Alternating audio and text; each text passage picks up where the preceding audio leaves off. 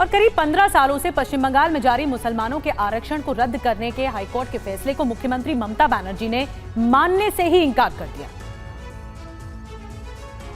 आमी कोर्ट के सम्मान करी, किंतु जे व्यक्ति राय दिएছে যে ওবিসি রিজার্ভেশন থেকে মুসলিমদের বাদ দিতে হবে, আমি তাদের রায় মানি না, আমি মানব না। ওবিসি রিজার্ভেশন চলবে, এর জন্য উচ্চতর কোর্টে যেতে হলে যাব। ममता बनर्जी के इस ऐलान के बाद सियासत गर्म हो गई है। दरअसल 2010 से 2024 तक जारी लाखों प्रमाण पत्र पर कोलकाता हाईकोर्ट ने स्थगन आदेश दिया है, लेकिन ममता बनर्जी ने इसे मानने से इनकार कर दिया। गृह मंत्री अमित शाह ने इस पर चिंता जताई है। ममता बनर्जी पिछड़े वर्ग के रिजर्वेशन के ऊपर अपने वोट बैंक के लिए डाका डालकर वो रिजर्वेशन मुस्लिम जातियों को देना चाहती है। मैं हाईकोर्ट के फैसले का स्वागत करता हूं। ममता जी ने कहा हम हाईकोर्ट के फैसले को नहीं मानते। मैं बंगाल की जनता को पूछना चाहता हूं, कोई ऐसी मुख्यमंत्री हो सकती है, संवैधानिक पद पर बैठी हुई कोई व्यक्ति ऐसी हो सकती है जो कहेगी कि हम कोर्ट के आदेश को नहीं मानते हैं? वहीं कांग्रेस नेता राहुल गांधी ने झारखंड के पूर्व मुख्यमंत्री हेमंत सोरेन के अब तक जेल में होने को लेकर कई सारे सवाल खड़े किए हैं। उन्होंने कहा कि बीजेपी की नीतियों को इसके लिए जिम्मेदार ठहराना चाहिए। 2 चीफ मिनिस्टर अरेस्ट हुए, 2 हुए। आदिवासी चीफ मिनिस्टर अभी भी अंदर है।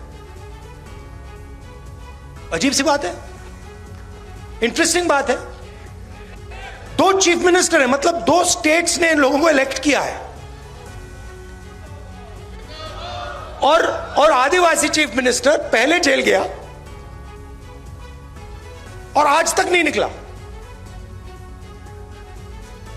और नेशनल मीडिया उसको भूल गए। नेशनल मीडिया सोरेन जी के बारे में बात ही नहीं करती, जैसे वो थे ही नहीं, है ही नहीं।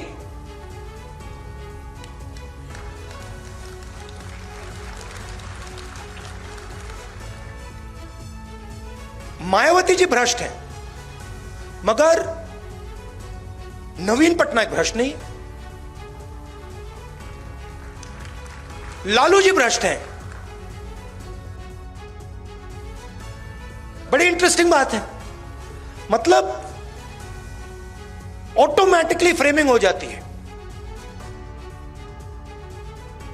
आगे बढ़ते हैं। आज स्वाति मालीवाल केस में केजरीवाल के माता पिता से पूछताछ होने वाली है। दिल्ली पुलिस आज 11:30 बजे पूछताछ करेगी अरविंद केजरीवाल के माता पिता से। स्वाति मालीवाल मारपीट केस में सवाल जवाब होंगे। आम आदमी पार्टी ने इस पर ऐतराज जताया।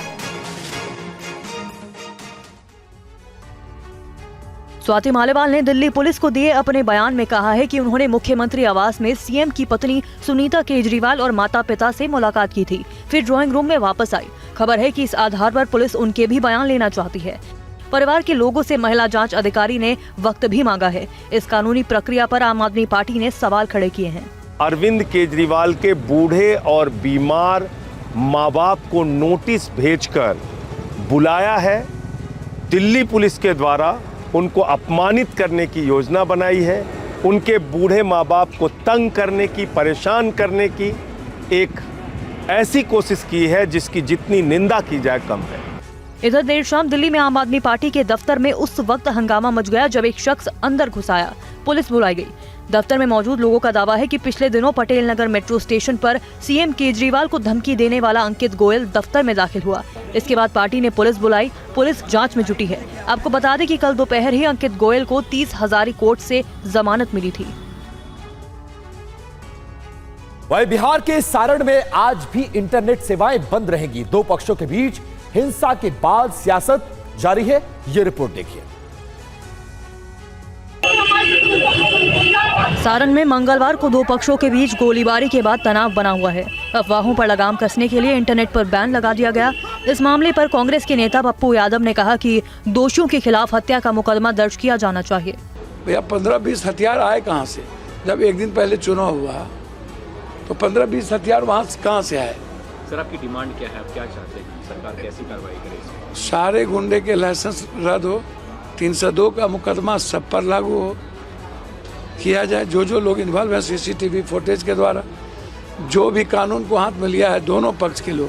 बहरहाल सारण में इस घटना के बाद छपरा के भिखारी ठाकुर चौक के पास बड़ी संख्या में पुलिस तैनात है। आपको बता दें कि सोमवार की शाम आरजेडी उम्मीदवार रोहिणी आचार्य बूथ संख्या 118 पर पहुंची थी। स्थानीय लोगों का आरोप है कि रोहिणी ने बूथ पर पहुंचकर मतदाताओं के साथ बुरा बर्ताव किया। आक्रोशित भीड़ को देखते हुए वहां से निकलना पड़ा था, लेकिन मंगलवार की सुबह नए सिरे से विवाद बढ़ा, जिसके बाद गोलीबारी हुई। 3 लोगों को गोली लगी, जिसमें एक की मौत हो गई।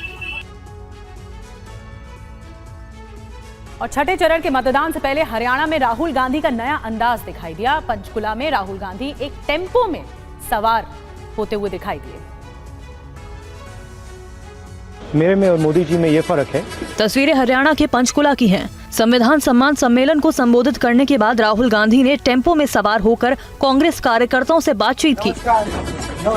मेरे में और मोदी जी में ये फर्क है कि मोदी जी का टेम्पो अदानी जी के लिए चलता है, मेरा टेम्पो युवाओं के लिए और अग्निवीरों के लिए चलता है। हेलो, कैसे हैं? जी सर, नमस्कार। हमने अपने मैनिफेस्टो में लिखा है कि अग्निवीर योजना को हम कैंसिल कर देंगे।